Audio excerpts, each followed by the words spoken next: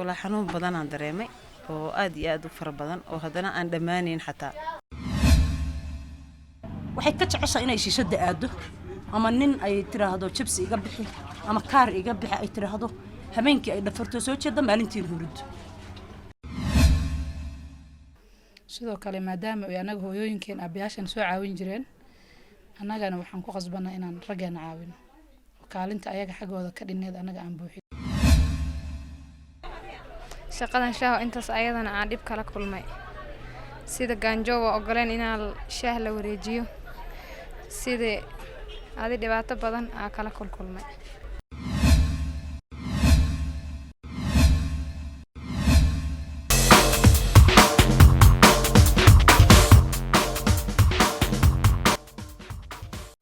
jiritaanka iyo nolosha aadmiga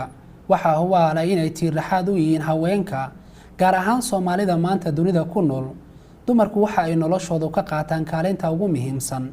maadaama qaar ka mid ah ragga Soomaaliyeed lagu eedeeyo inaysan shaqaynin Ramla Mahdi Cabdi waa hooyo Soomaaliyeed oo ku nool xaafadda Islii ee magaalada Nairobi hooyadan waxay haysataa 2 carruur ah oo iyadoo hadda noloshoodu maareyso waana mid ka mid ah haweenka ka ganacsada suuqyada Islii waxa ay leedahay dukaan lagu iibiyo boorsooyinkii iyo kabaha dumarku xirtaan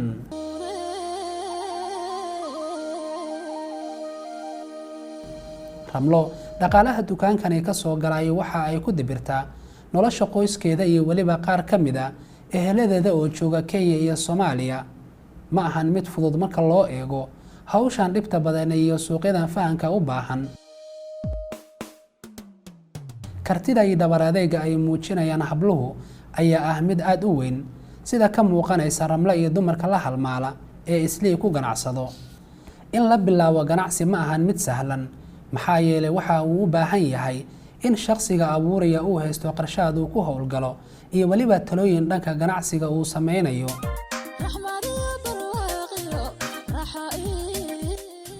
waayaha adag iyo waqtiyada dhibta badan ayaa Soomaali badan gaar ahaan dumarka ku qasbaya inay ku dhiiradaan bilaawida ganacsiyo aysan u soo marin iskuule iyo waliba goobo waxbarasho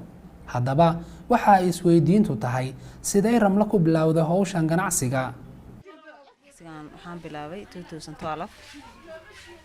alxamdulillah wallahi waxaan ku bilaabay ganacsigan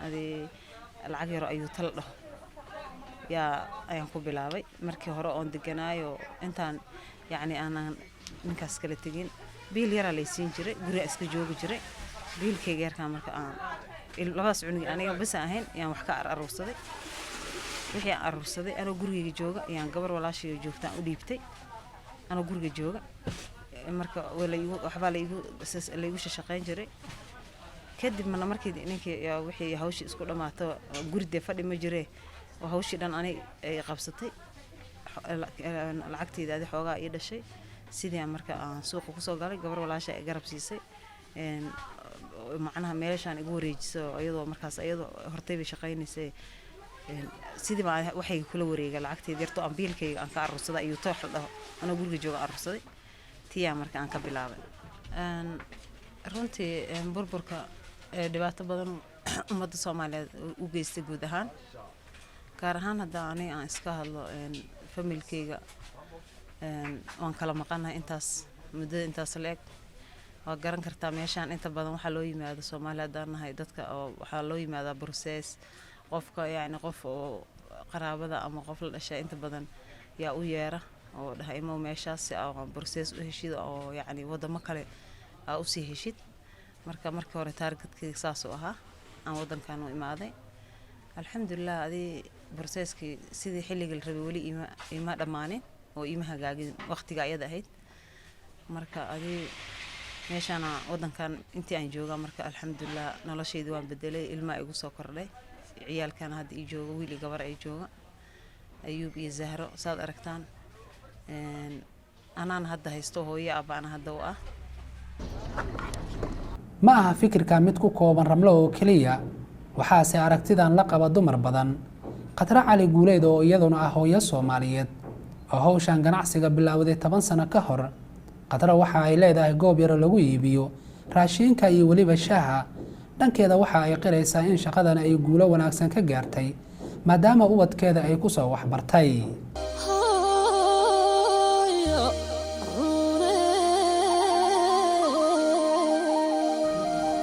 bismillaahi raxmaani raxiim aniga waxaa la yiraahdaa Khatar Cali Guuleed. shaqadan waxaan bilaabay 2005 bishii 7 anigoo korsanaya ilmo yar yar. in badan meeshaan waan joogay, caruur yar baan korsanayay, caruurtu way ii soo koreen hadda alxamdulillaah. waxay igu dhaliyay dhaqaalana ma haysanin oo dhaqaalo macnaha wax kale ku qabtana ma haysanin. qof de shaqo kale to professional u ahaana ma ahayn, shaqadu meesha igala qabsatay adaab ilmaan korsanayay oo na tabar kale nahay wax marka ay caawinayo oo taa kula keenayeen aysan jirin. waxna way noogu bartaan, waan ku deganahay. soo la dhibka una haystaa waxa weeye dawladdu marka anagii dadkii qaar badan baa ila joogo oo aan dad sharci aan lahayn iyo dad sharci la inta ka dhexlab. dadka aan sharciga lahayn maanta oo dhan waxaa laga yaabaa wixii aad shaqaynaysay inaad ku soo dayso oo waxaad kiradiisa ga bixiso ama aad biilkii caawa aad ku dabarato inaadan helinin. halkaa kaaga baxdo dhexda sonkortii xataa waxaad kusoo gadan weydo kusoo gadata aad weydo subaxii. dumarka Soomaaliyeed waxa ay maanta kaalin wanaagsan ka qaadanayaan soo saarista nolosha qoysaskooda inta badan, taasoo loo aanaynayo inay ku kaliftay duruufo jira awgood. waatan Ramla Mahdi oo inooga sheekeynaysa mar kale. wala xanuun badan aan dareemay oo aad iyo aad u fara badan oo haddana aan dhammaanayn xataa. yacni ilmahaaga haddii markaas agoon yihiin waad dul qaadanaysaa, waad iska iloobaysaa dhibaatadan iyo waxaan iyo waxa aad marayso waad iloobaysaa oo wax dhiba kuguma hayso. waxaad ku qanacsan tahay inay ilmahaagan agoon yihiin maanta adiga keliyana ay dadka haystaan. laakiin ilmo adiga abood ka xoolo badan yahay, ka lacag badan yahay oo adiga maanta aad ku rafaadayso oo macnaha adiga wax kasta ay adiga loo baahan yahay adiga laga rabo dantan ay kugu qasbayso. haddii kale ilmahaaga iska keen, haddii aad haysan karin iska keen lagu leeyahay. adi marka geed geen ilmahaaga meelaan geena aan hooyo aan ilmahayga intaas la eeg meelaan kale oo geena ma laha. marka danta waxay ugu qasabtay ilmihi hadii laba la dhahay ama iska keen ama hayso oo isdabar in aan ilmahayga haysta ay fududaatay. xanuun badan aan dareemaa markasta iga jiradaan, markasta oo problem dhaco waa isciil kan biya. laakiin haddana alxamdulillah ku faraxsanahay maadaama hadda maanta ii koreen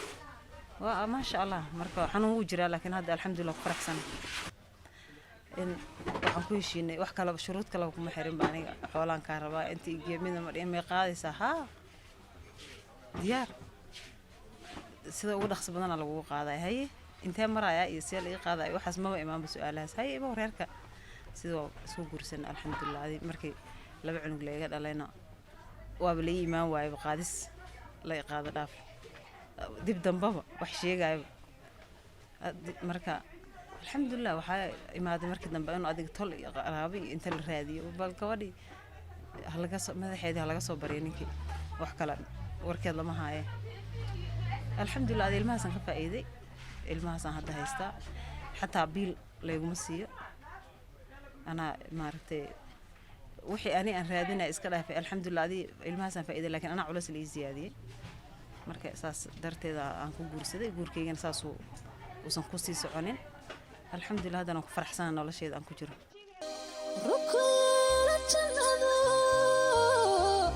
Zainab waxa ay nolosheeda la soo kulantay xaalad adag markii ay go'aansatay inay bilowdo ganacsi maadaama qoyskeedu yihiin sabool. waxa ay inooga sheekaysay inay hawshan ay ka soo bilowday inay noqoto adeegto u shaqayso qoysaska ladan ee Soomaalida ahi. waxaa ka bilaabay shaqadeedii ugu horeysay, waxaa ka bilaabay inaan xaafad u shaqeeyo, kadib aan si aan nolosheeda ugu maareeyo iyo nolosha reeraheena. kadib way ugu cuslaatay inaan reer usii shaqeeyo. waxaa bilaabay shaqadan shaaha intaas ayadana aan dhib kala kulmay, sida gaanjo waa ogoleen inaan shaah la wareejiyo, sida adi dhibaato badan aa kala kulmay. may wax caruur ama lihi, laakiin caruur walaalahay iyo hooyadayba ay joogaan degmada Balcaaw, marka ayagaas saaciideeya.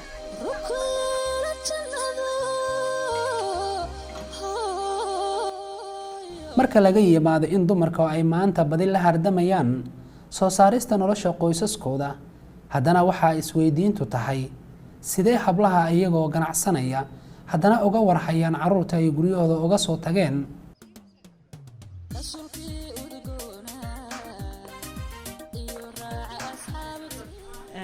waxaan sameeyaa subaxii markaan kaco ilmaha quraacda aan siiyo oon dharkooda iskuulka waxooda u geliyo oo aan kaxeeyaa iskuulkaan geeyaa iskuulka macallimiinta markay aan la sheergareeyaa lacagta oo iskuulka ma ahay mid dheeri ah oo kalaan bixiyaayo aan kula saaxiibo dadka oo iskuulka shaqaynaya si ay ilmahaas yarka gaar ahaan igu keergareeyaan marka ayagaan kala soo dardaarmaa cuntada u keenaa cuntadayaan dhahaa ii siiya marka sidaasaa la igu siiyaa xilliga 5 meeshaan xiraa markaan meeshaan xiraan tagaa waan ilmahayga waan kasii wataa gurigaan geeyaa guriga markaan geeyo waxaan usii daraa madrasadaan geeyaa haddana maqarkii markay tahay 12 haddana waan kasoo wadaa madrasada marka saasaan aan ku maareeyaa mara iskuulka la igu hayaa marna anaa joogaba guriga marka intaan shaqaynayo iskuulka ii joogaa alxamdulilah haa waa isleeyahay anaga dad muslim laanahay iimaanka nagaan qabnaa maba aaminsani maanta qof iga taajirsan inuu jiro alxamdulilah maadaama caafimaad aan qabo wax aan ku dhaqaaqana aan haysto iska daa aniga waxaan ka biilaa familkayga meeshaan hooyaday uga diraa aabahay uga diraa qaraabadeeda markii qof soo qayliyo alxamdulilah reerka aniga bas maahan inaan iska hayo familkaygaan ka haya meeshaan wayna nagu filanta waan ku qanacsanahay inaan macnaha waxaan u noolahay sida dadka meeshaan ugu fiican ay u nool yihiin oo isliid dadka degan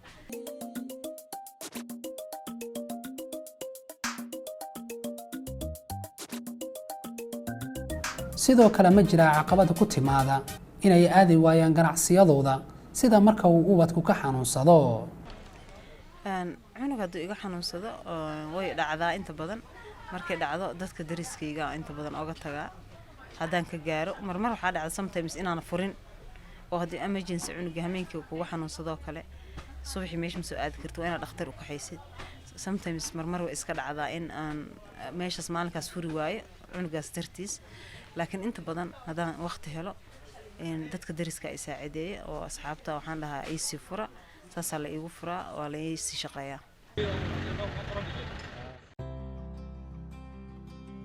inta badan hablaha Soomaaliyeed waxa ay ku qanacsan yihiin shaqada ay maanta hayaan oo run ahaantii faa'iidooyin badan bulshada ay ka heleen haddana kuwa maanta ganacsado waxa ay dhigooda guryaha jooga ku baaqayaan inay ku soo biiraan ganacsiga sida ay qabto Qadra Cali Guuleed waxaan ugu baaqi lahaa hablaha Soomaaliyeed oo jooga islii inay shaqaystaan ama ha yaraadeen ama ha waaweynaadeen ay iska daayaan waxa ay ku jiraan subaxii anigoo kale hadda saako kale subaxan saakaya waxa ay timi islaan weyn oo taqriiban markay aniga kulley way iga weynayd ahaan markii la yiraahdo qaylsan oo aan u malaynahay xitaa wax daraagisa inay isticmaasho oo dhacdhacaysa shaah iga gadbay tiri iyo quraac waan ka gaday haddana lacagtii ay waday bay kontarooli laada anuu marka waxaan dhihi lahaa gabdhuhu ama ha yaraadeen ama habay waaweynaadeen walaha Soomaaliyeed inay shaqaystaan ka baxaan waxa ay ku jiraan ama shiishada gabdhaha yarka ku jira taa aan shaqo qabsan karin dadka haw shaqayso haddaad hadda tiraahdo kaala ii shaqee meelaad seexato waan ku siinayaa shaqana waan ku siinayaa aniga ila shaqee ma ogola waxay ka jeceshaa inay shiishada aado ama nin ay tiraahdo jibsi iga bixi ama kaar iga bixi ay tiraahdo habeenkii ay dhafarto soo jeeda maalintii hurud balse anigu waxaan dhihi lahaa shaqaysta qofkii shaqaystaa sharaf ku jirtaa bulshada Soomaaliyeed waxa ay noloshoodu ku tiirsan tahay diinta Islaamka haddaba culimada Soomaaliyeed ayaa wax ka weydiinay waxa ay diinta Islaamku ka qabtay in dumarku ganacsiga ka shaqeeyaan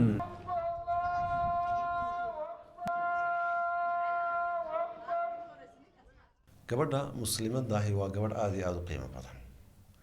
karaamada sharcigu uu siiyay waxa weeye waa sidii boqor oo kale in loo karaameeyo gurigeeda lagu ilaaliyo loo diyaariyo biilkeedii loo diyaariyo aradbeelkeedii loo diyaariyo nolosheedii loo diyaariyo islaamku saas u yaqaan waxaa raggii lagu yidhi liyunfiq duu sacatin min sacati waman qudira calayhi risquhu falyunfiq mima aataahu allah sayajcalu allahu bacda cusrin yusra xataa shareecadu waxay gaadhsiisay ninkii xoolaha badan aan lahayn ee ama faqiirka ahaa ee hantida badan aan lahayn inta uu awoodi karo ha nafaqeeyo reerkiisii baa la gaadhsiiyey dumarkiina waxaa leeyahay waqarna fii buyuutikunna walaa tabarajna tabaruja aljaahiliyati aluula guryihiina ku sugnaad oo sidii jaahiliyadii hore ay u banbixi jireen ha u banbixina noloshii marka isbeddel baa ku yimi qoysaskii way burbureen dadkan ganacsiga iyo noloshooda inay raadsadaan gabdhaha muslimaadka ah in badan waqtigan maanta ah waxaa sabab u ah duruufaha yacni qoyskooda ku yimi ama ciddii nolosha ay la qaybsadeen yacni markaa oo kasoo bixi weyday kaalintii iyo mas-uuliyaddii ka saarnay haddii ay suuqii soo galeen oo gabdhihii ay ganacsadeen ma bannaan tahay inay dumarkii ganacsadaan haa sharcan wax u diidaya male hadday ilaaliyaan shuruudihii sharcigu u ilaaliyey oo ah xijaabkeedii sharciga ahayd gabadhii inay asturan tahay raggii ajaanibta ahaana aanay ikhtilaad aanay ku sameynayn dukaankeedii ama xafiiskeedii ama ofiskeedii intay fadhiisato inay wax maamulato management garayso waa shay u bannaan oo markaa shareecadii aanay u diideen waxa ay ka shaqaynaysaana uu yahay wax xalaala labada shardi haddii la helo kow shardiga koowaad oo ah gabadhii inay asturan tahay oo xijaabkeedii sharciga ahaa ay wado wixii sharcigu uu ka digay raggii ajaanibta ahaa iyo ikhtilaadkii iyo isdhexyaaciina ay ka dhowrsoonaato haddii ilaahay ku rayo waxay ka ganacsanaysaana uu yahay wax xalaala waa u bannaan tahay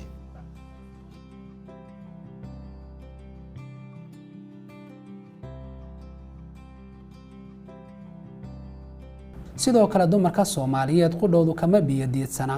hadalka culimada diinta ee waa kuwa si weyn ula dhacsan sida ay qabto Farxiyo Maxamuud Maxamed oo kamid ah ganacsatada Soomaaliyeed aan dhihi lahaa qofka dumar markuu yahay horta sida diinteena sheegto waxa ku qurux badan tahay inay gurigeeda joogto oo u wanaagsan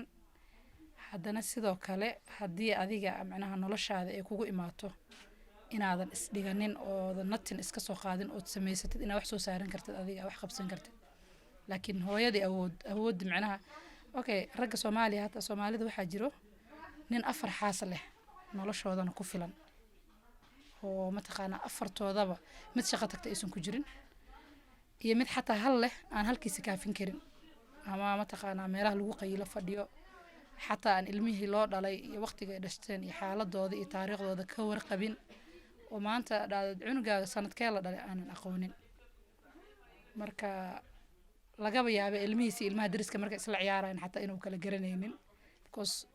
inta badan ba inay ishaleelina laga yaabaa xilli uu hurdaayo iyo xilli uu cunuga iskuulka ku maqan yahay ay tahay marka kulay ilaahay raggeena ha noo wanaajiyo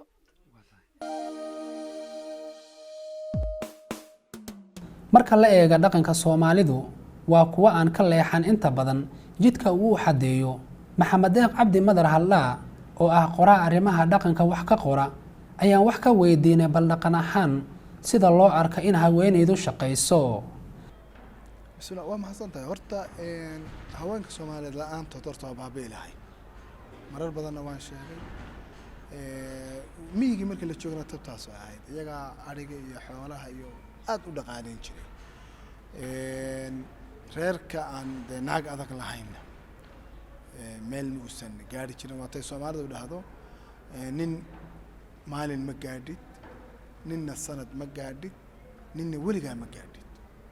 nin maalin ma gaadhido ninka kaa faras fiican maalintaas ma gaadhiso dee kaa hormaraya ninna sanadka ma gaadhid sanadka ninka xoolihiisu meel fiican ay daaqeen oo barwaaqo leh oo sanadka ma gaadhaysid ninna weligaaba ma gaadhido ninka kaa naag fiican weligaaba ma gaadhaysid haweenku nin kasta oo zaciim ahna haweeney baa keentay haweenkeena Soomaaliyeed way ka karti badan yihiin haweenaha kale ee adduunka marka hadda qurbaha la joogo waxaad arkaysaa 5 caruur iyadoo gaari ku jiidaysa mid bafraqa ka haysta baraf uu yahay odayina ama uu shaqo ku maqan yahay ama qaad iska cunaya ama adduun buu la socon ama ay cayrisay haday rabto haddana way isku filanta marka haweenku inay shaqaystaan oo muxuu ahaa ay wax soo saartaan wax diidaya ma leh waa la ogol yahay laakiin waxaa la rabaa inay dhaqankii iyo diintu waxay xadeynaysay inay ku fuliso dhan kastaba dumarka Soomaaliyeed waxa maanta ay kaalin mug iyo miisaan leh kaga jiraan soo saarista nolosha qoysaskooda badina ma jiro wax ka biyadiidsan waxaana gabi ahaan bulshada wada qireen in habluhu yihiin halka maanta ay taabaqaaday bulshada ku nool geeska bari ee qaaradda Afrika. sababta ugu badan yihiin waxaa waaye hooyada way ka jilicsan tahay aabaha matalan reerkii hadduu burburo qoyskii aabihii wuu iska dhaqaaqayaa ilmu dhalay aabihii kii ugu fiican waxaa laga yaabaa inuuba ilmihii biil oo macno aan lahayn siiyo kii kalena markaasuuba ka dhaqaaqaa waxaa u malaysaa inuu ilmaba uusan rabin ujeedadiisa ay ahayd islaantan kaliya marka waxaa waaye markii reerkii burburo hooyadii waxay ku dadaalaysaa ilmaheeda say ku maareyn lahayd say horumar ku gaarsiin lahayd say ilmaheeda ilmaha la midka ah oo facooda ay u soo gaari lahaayeen aysan uga hari lahayn say wax ku bari lahayd say horumar ku gaarsiin lahayd iyo hooyadii ku fakartaa teedi way ilowdaa aabihiina dhexdii soo xirtaa wuu iska sii socdaa marka hooyada way ka jilicsan tahay aabaha way ka calool jilicsan tahay sidaas darteed ilmaheeda inay dayacdo hooyada way ku adagtay inta badan marka saasaa ugu badan waxay hooyooyinka ay shaqooyinkan u hayaan sababta ay dumarka Soomaaliyeed ugu badan yihiin ganacsiga waxaa waaye nimankii oo ka gaabiyay hawshooda oo ayaga xataa mustaqbalaan qaarkood ku dhacday iyo dagaalada sokeeyay sababta ay dumarka ugu badan yihiin waxa waaye burburka dalkeena ka dhacay rageeni oo maxay inta badan aan haysan shaqooyin wanaagsan kuwa dagaaladii ku dhamaado agoon korsanaya kuwa maxay ahaytood sidoo kaleba life ka dhacay oo waxay qabtaan markay waayeen balwad iyo mustaqbal xumo iskaga dhacday siyaabo badan iska jirto dad iska wanaagsan oo xamaasho ilaahay garab galana way jiraan sidoo kale dumarka way dadaalaan weligoodba hataa anaga markiina la soo korinayo hooyo shaqeynayso aaba caawinayso aan ku soo kornay sida dalkeena ka jirto hooyadana waa laf dhabarka reerka haddii ay mataqaanaa Soomaaliya oo kale markii la joogay ama dhuxul ha gada ama cajiin ha wareejiso ama wax uun ha sameyso hooyada waxa waaye reerkeeda way caawin jirtay weligeedba sidoo kale maadaama ay anaga hooyooyinkeen aabayaashan soo caawin jireen annagana waxaan ku qasbanaa inaan raggeena caawino kaalinta ayaga xaggooda ka dhineed anaga aan buuxino sidoo kale wadankan aan imaanay iyo wadamada kaleba nolosha way adag tahay oo sida dalkeena marka aan joognay dadka guri ayaga ay leeyihiin ku jireen waxbarasho saasii iska jirin laakiin dadki qofkii awoodan wuxuu sameynayay ilmihiisa aabaha ku filnaa inta badan waxbarashadooda iyo waxooda midaada kale life-ka markaa u fiirsatid hooyada iyo aabaha hooyada way u nugushahay guriga markii la dhaho arinta macnaha familiga hooyada u nugul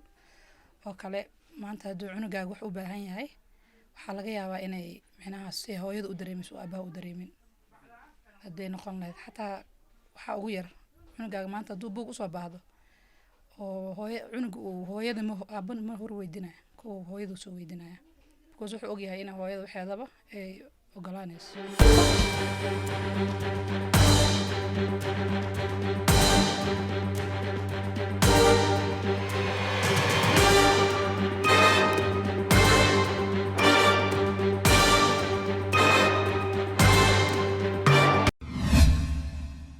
wala xanuun badan aan dareemay oo aad iyo aad u fara badan oo haddana aan dhammaanayn xataa waxay ka jeceshaa inay shishada aado ama nin ay tiraahdo jibsi iga bixi ama kaar iga bixi ay tiraahdo habeenkii ay dhafarto soo jeeda maalintii hurud sidoo kale maadaama ay anaga hooyooyinkeen aabayaashan soo caawin jireen annagana waxaan ku qasbanaa inaan raggeena caawino kaalinta ayaga xaggooda ka dhineed anaga aan buuxin